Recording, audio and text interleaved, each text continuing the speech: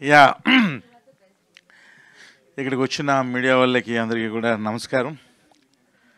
First happy birthday Abhish గారు. And first నాకు చాలా ఈ మధ్య చాలా హ్యాపీగా అనిపించిన మూమెంట్ ఏంటంటే కుబేరా పెద్ద హిట్ అవ్వడం. సో మళ్ళీ థియేటర్స్ కొంచెం కళ్ళకళ్ళగా కనిపిస్తున్నాయి. అలాగే నెక్స్ట్ రాబోయే కన్నప్ప కూడా అంతే పెద్ద హిట్ అవ్వాలి. దాని తర్వాత 10-15 సినిమాలు అలాగే హిట్ అయితే మరలా థియేటర్స్ ఒక చాలా కలర్ఫుల్గా ఉంటాయి.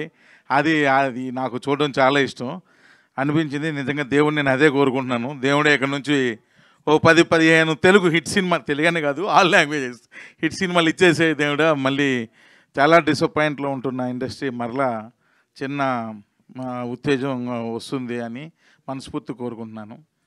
అండ్ ఇప్పుడు ఇంకా నేను రెడీ సినిమాకి వస్తే, ఎప్పటి నుంచో అవిష్ గారు వాళ్ళ నాన్నగారు నాకు బాగా పరిచయం. ఒక విధంగా వాళ్ళ ఫ్యామిలీ ఫ్రెండ్ లాంటివన్నీ, ఫ్యామిలీ మెంబర్ లాంటివన్నీ కూడా. సో సో ఎప్పటి నుంచి అడుగుతుంటే ఒక మంచి కథ సెలెక్ట్ అయ్యి మనకు నచ్చితే అప్పుడు చేద్దాం అవిష్ గారు అని అలాగా వెయిట్ చేయించాను. అనుకోకుండా మజాకా అయిపోగానే శ్రీనివాస్ గారు కథ చెప్పాడు. ఒక కథ చెప్తానంటే చెప్పు అన్నాను. చెప్పారు. కథ వినగానే నాకు ఎందుకో ఇది అవిష్ గారు చేస్తే బాగుంటుంది అనిపించి వెంటనే అవిష్ గారు ఫోన్ చేసి ఒక కథ పంపిస్తున్నా వినండి అనగానే అవిష్ గారు అని మీరు అనుకుంటారు, అవిష్ గారి గురించి జనరల్గా ఒరిజినల్గా నిజాలు మాట్లాడించుకుందాం. వీళ్ళేమి బోల్ డబ్బులు ఇచ్చేస్తారు డైరెక్టర్కి. రెండోది ఏంటంటే ఆయనకి కథ ఏదైనా సినిమా చేయడం ఎక్కువ, ఇలాంటి ఒక న్యూస్లు తిరుగుతూ ఉంటాయి కానీ అవి వాస్తవాలు కాదు. ఆయన కథలు అంత ఈజీగా ఓకే చేయడు. మీకు అర్థం కావట్లేదు. అమ్మో అంత ఈజీగా ఓకే చేయడు కథలు. అది ఒకటి. రెండు, ఫస్ట్ పాయింట్ అసలు కాదు. సో ఈ కథ విని ఇంచుమించు శ్రీని గారు 2.5 hours నేరేషన్ ఇచ్చారు కంటిన్యూస్గా. నేను పక్కనే కూర్చున్నా, నేను కూడా విన్నా ఆయనతో పాటు. సో వినగానే సింగిల్ షాట్ ఓకే చెప్పారు ఆయన. ఓకే చెప్పి త్రినాథ్ గారు నాకు బాగా నచ్చింది, బాగా ఎంజాయ్ చేశాను, ఈ సినిమా చేద్దామని. నాకు కూడా ఎప్పటి నుంచో పెళ్లి సందడిలో ఇండస్ట్రీలో ఉన్న కమెడియన్స్ని అందరినీ అప్పుడు ఆ సినిమాలో వాడారు. అసలు కమెడియనే దొరకట్లేదు వేరే సినిమాలు యాక్ట్ చేయాలంటే అన్న భలే ఉండేది అది వినడానికి. కానీ కమెడియన్స్ అందరూ ఫ్యామిలీగా వచ్చి చేస్తున్నారు అని అనడం కానీ అది నాకు చాలా అప్పట్లో, ఇంకా అప్పుడు నేను డైరెక్టర్ని కూడా కాదు, ఏదో స్టూడెంట్, ఏదో చదువుకుంటున్నాను ఆ టైంలో. ఆ సౌండింగ్ మళ్ళీ ఈ సినిమాతో నేను వింటున్నాను మా సెట్లో. ఎందుకంటే ఫుల్ ఇక్కడ ఇంకా ఒక ఫ్యామిలీ, ఇదంతా ఇలాంటి 3 ఫ్యామిలీలు ఉన్నాయి. అంటే మీకు లాస్ట్ ఫంక్షన్లో అప్పుడు ఇంకా పెద్ద స్టేజ్ మీద చేస్తాం కాబట్టి స్టేజ్ కూడా కొంచెం పెద్దగా కట్టాల్సి వస్తుంది. ఇది ఒక ఫ్యామిలీ, ఇంక ఇలాంటి 3 ఫ్యామిలీలు ఉన్నాయి. సో అంతమంది ఆర్టిస్టులతో సినిమా చేస్తున్నాం. రోజుకి 12 నుండి 15 క్యారవాన్లు పెడుతున్నాం. సో క్యారవాన్లకి ప్లేస్కే పాపం మా మేనేజర్లు చాలా ఇబ్బంది పడుతున్నారు. ముందు క్యారవాన్లు ప్లేస్ సెట్ చేసుకోవడానికే ఇబ్బంది పడుతున్నారు. సో వాళ్ళందరితో రోజు ఒక పండగలాగా షూటింగ్ అంటే ఎలా ఉంటుందంటే ఒక పండగలాగే ఫుల్ ఎంజాయ్ చేస్తున్నాం అంతే. శ్రీలక్ష్మి గారు రాలేదు కదా, శ్రీలక్ష్మి గారు ఆవిడ కూడా మెయిన్ క్యారెక్టర్ చేశారు ఇందులో. అసలు ఎన్ని సీన్లు, ఒక 10 సీన్లు చేస్తే 8 సీన్లు విపరీతంగా నవ్వుకుంటున్నాం, మిగిలిన 2 సీన్లు విపరీతంగా ఏడుచుకుంటున్నాం. అందరం ఏడుస్తున్నాం, అంత ఎమోషనల్ అవుతున్నాం.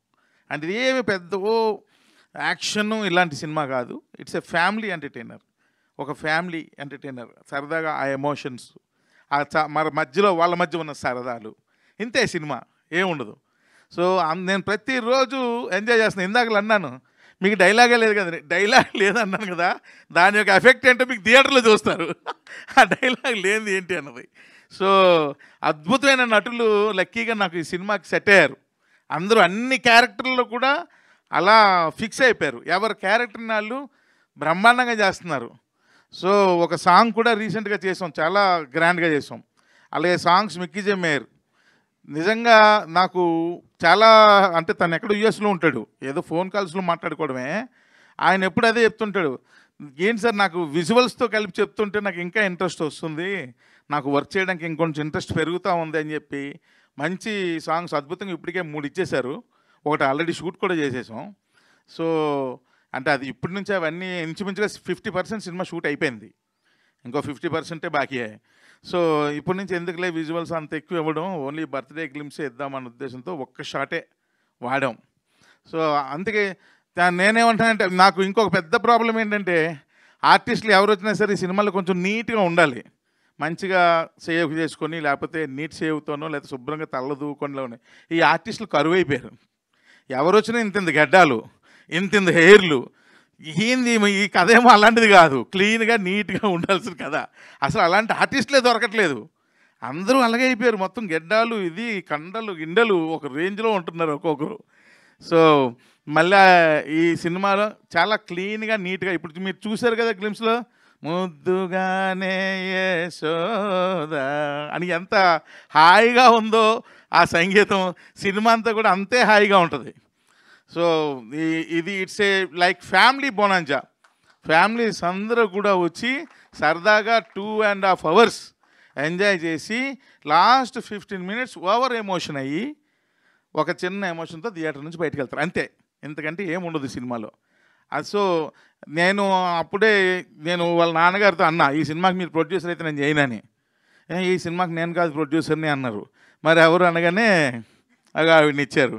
ఈవిడ ప్రొడ్యూసర్ ఏంటండి, హీరోయిన్ లాగా ఉంది అంటే, మరి అనగానే ఎంత మంచి ప్రొడ్యూసర్ అంటే ఆవిడ. జనరల్గా ఎవరైనా ఏదైనా చెబితే ప్రాబ్లమ్స్ వచ్చి ఈ ప్రాబ్లం వచ్చిందని చెబితే, ఈ ప్రాబ్లమ్ ఈ సొల్యూషన్ ఏంటి అంటే ఒక సొల్యూషన్ అనగానే ఇది వెళ్ళిపోండి అంటారు. ఈవిడ అలాంటి ప్రొడ్యూసర్ కాదు, ప్రాబ్లం వచ్చిందంటే దాన్ని అనలైజ్ చేస్తున్నారు, ఎందుకు వస్తుంది ఈ ప్రాబ్లం అంటే రూట్స్కి వెళ్తున్నారు. ఫస్ట్ సినిమా కదా ఆ మాత్రం ఉంటుందిలేండి అనుకున్నాను నేను. రూట్స్కి వెళ్ళి ఓహో దీనివల్ల ప్రాబ్లం వస్తుందని ఫైండ్ చేసి వాటిని సాల్వ్ చేయాలి, వాటిని సాల్వ్ చేస్తేనే ఈ ప్రాబ్లం సాల్వ్ అవుతుంది, లేదంటే మళ్ళీ రేపు కూడా పుడుతుంది అని చెప్పి ఆ రూట్స్ లెవెల్లో దాన్ని సాల్వ్ చేసుకుంటూ వస్తున్నారు. అంత మంచి ప్రొడ్యూసరు. సో నిజంగానే బాగా నచ్చారు. అంటే ఇది ఫస్ట్ ఫిల్మ్, ఇంకా డెఫినెట్గా మీరు నెక్స్ట్ ప్రాజెక్ట్స్కి బాగా షైన్ అయిపోతారు.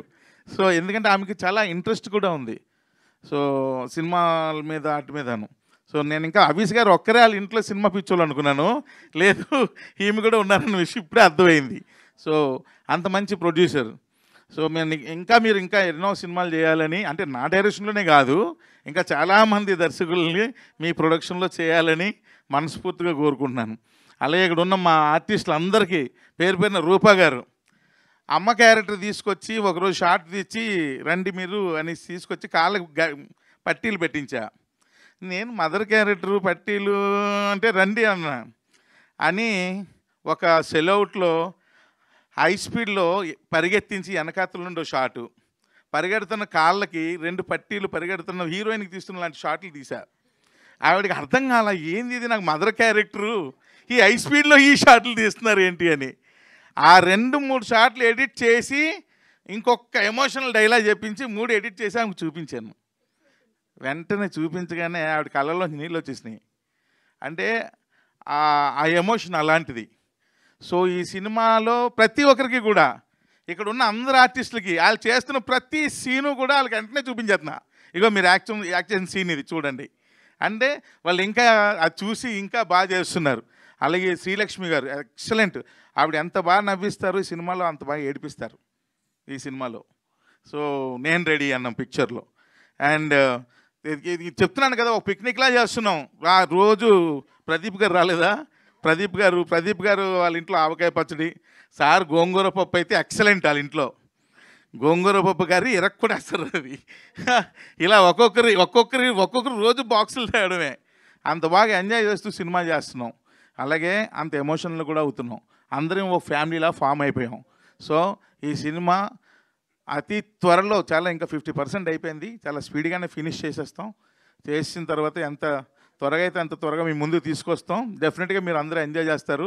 నా సినిమాలకి మ్యాక్సిమం ఎడిటర్ మా ప్రవీణ్ పుడియే, కానీ ఏ సినిమా ఫంక్షన్కి రాలే, దీనికి వచ్చాడు, నాకన్నా ముందు వచ్చాడు.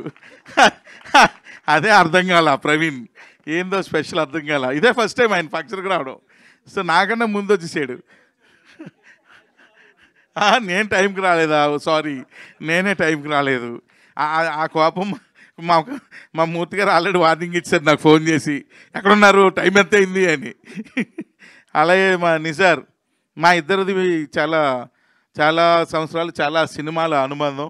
So at the same time ఈ సినిమాలో కూడా చాలా సూపర్ విజువల్స్ ఇచ్చాడు, చాలా బాగా చేస్తున్నాడు కూడా తను ఫోటోగ్రఫీ. అంటే ఫిక్స్ అయ్యాం సినిమా బాగా చేద్దాం. ఇంచుమించుగా 28 మంది ఆర్టిస్టులు ఉన్నారు, 28 మెంబర్స్ ఆర్టిస్టులు సినిమాలో. సో అంతా బాగా చేద్దాం, కలర్ఫుల్గా చేద్దాం అని ఇద్దరమే ఫిక్స్ అయ్యి సినిమా చేస్తున్నాం. సో డెఫినెట్గా ఈ సినిమా పెద్ద హిట్ అవ్వాలి. హవీష్ గారికి ఆయన కెరియర్లో one of the best film ఇది అవ్వాలని మనస్ఫూర్తిగా నేను కోరుకుంటున్నాను. అండ్ హవీష్ గారికి ఒక రిక్వెస్ట్ ఏంటంటే, ఇంక లేట్లు చేయకండి, వెంటనే సినిమాలు చేస్తూ ఉండండి, లేట్లు చేయకండి. త్వరగా సబ్జెక్ట్స్ చూజ్ చేసుకొని మీకు నచ్చిన సబ్జెక్ట్స్ వెంటనే హ్యాపెనింగ్ అయ్యేటట్టుగా మంచి మంచి డైరెక్టర్స్ని పెట్టుకొని బాగా చేయండి అని. ఇప్పుడు నేను ఇది ఎప్పుడు అదే అంటుంటాను, ఇంత లేట్ చేస్తారేంటి, ఇలా లేట్ చేస్తున్న కొలది ఏమవుతుందంటే వయసు అయిపోతూ ఉంటుంది. అది కాదు కదా, మనం ఇంట్రెస్ట్ ఉండేటప్పుడు వెంటనే చేసేయాలి. సో అలా చెయ్యండి, కానీ మంచి సబ్జెక్టులు మీకు నచ్చినవి చెయ్యండి అని మనస్ఫూర్తిగా కోరుకుంటూ, నాకు సపోర్ట్ చేసిన నా ఫ్యామిలీ మెంబర్స్ అందరికీ కూడా మరొకసారి, అలాగే ఇంకా రాలేదు వాళ్ళకు కూడా మీ ద్వారా మరొకసారి థ్యాంక్స్ తెలియజేస్తూ, అలాగే మీ అందరూ కూడా ఈ సినిమాని ఎంకరేజ్ చేయాలని ఎప్పుడులాగే మీ అందరినీ మనస్ఫూర్తిగా కోరుకుంటూ సెలవు తీసుకుంటాను. Thank you very much. Thank you sir, thank you so much. So మీరు